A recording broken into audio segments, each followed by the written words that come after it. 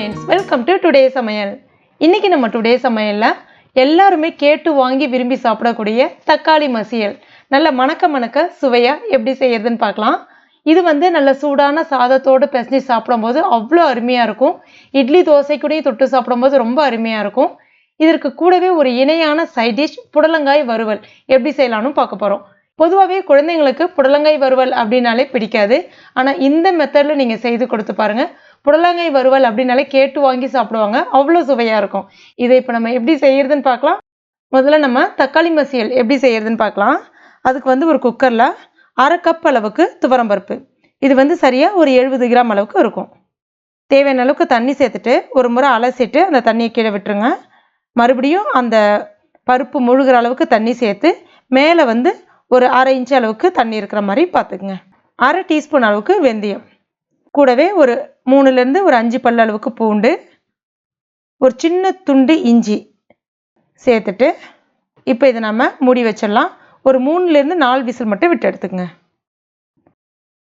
அடுத்ததாக ஒரு கடாயில் 2 டீஸ்பூன் எண்ணெய் சேர்த்துக்குங்க. எண்ணெய் காஞ்ச பிறகு 1 டீஸ்பூன் கடுகு, 1 டீஸ்பூன் உளுந்தம்பருப்பு, இதெல்லாம் நல்லா பொரிஞ்சு வந்த பிறகு கொஞ்சமாக கருவேப்பிலை இலைகள், 3 பச்சை மிளகாவை கீறிட்டு கட் பண்ணிவிட்டு சேர்த்துக்குங்க. கொஞ்ச நேரத்துக்கு வதக்கி விட்டுட்டு 5 தக்காளி பழம் நல்லா பொடிசாக கட் பண்ணிவிட்டு சேர்த்துக்கலாம்.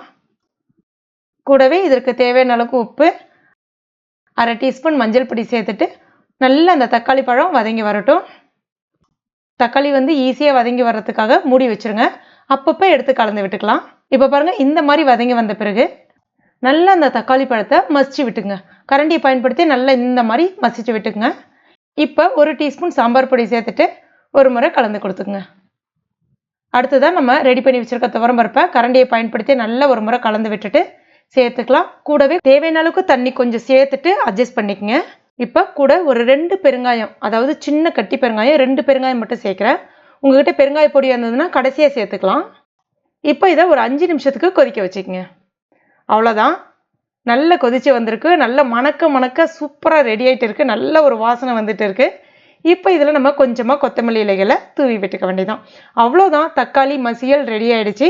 இதில் நம்ம வெங்காயம் சேர்க்கலை, வெறும் தக்காளி மட்டும் தான் பயன்படுத்தியிருக்கோம், பருப்பு பயன்படுத்தியிருக்கோம். இது சாம்பார் தானே அப்படின்னு நீங்கள் கேட்காதீங்க.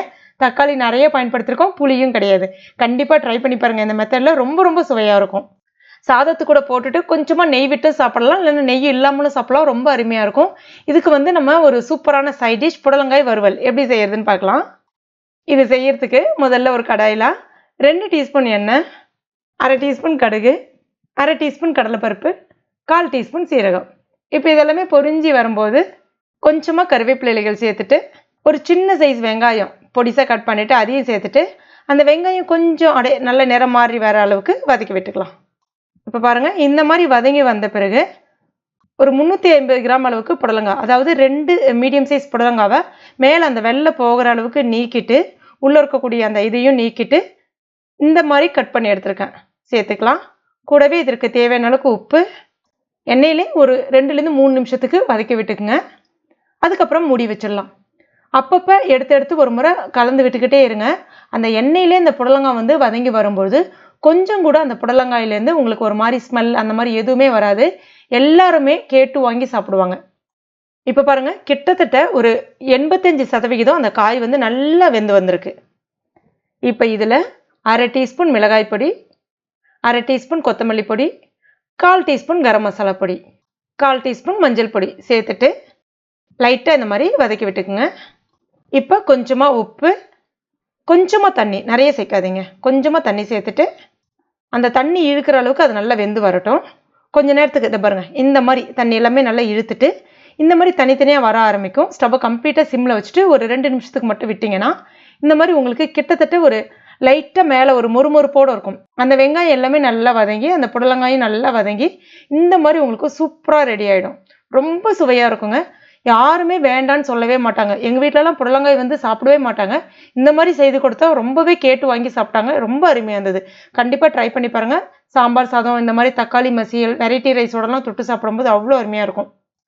கண்டிப்பாக இந்த 2 கோம்போவுமே நீங்கள் உங்கள் வீட்டில் ட்ரை பண்ணி பாருங்கள். ட்ரை பண்ணி பார்த்துட்டு மறக்காமல் எனக்கு கமெண்ட் பண்ணுங்கள். இந்த வீடியோ உங்களுக்கு பிடிச்சிருக்கும் நம்புறேன். பிடிச்சிருந்தா லைக் பண்ணுங்கள்.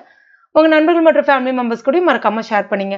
மேலும் இது போன்ற டேஸ்டி ரெசிபிகளுக்கு நம்ம டுடே சமையல் இது வரைக்கும் நீங்கள் சப்ஸ்கிரைப் பண்ணலன்னா உடனே சப்ஸ்கிரைப் பண்ணிங்க. கூடவே மறக்காமல் அந்த பெல் நோட்டிஃபிகேஷன் சிம்லையும் ப்ரெஸ் பண்ணிங்க. தேங்க்யூ.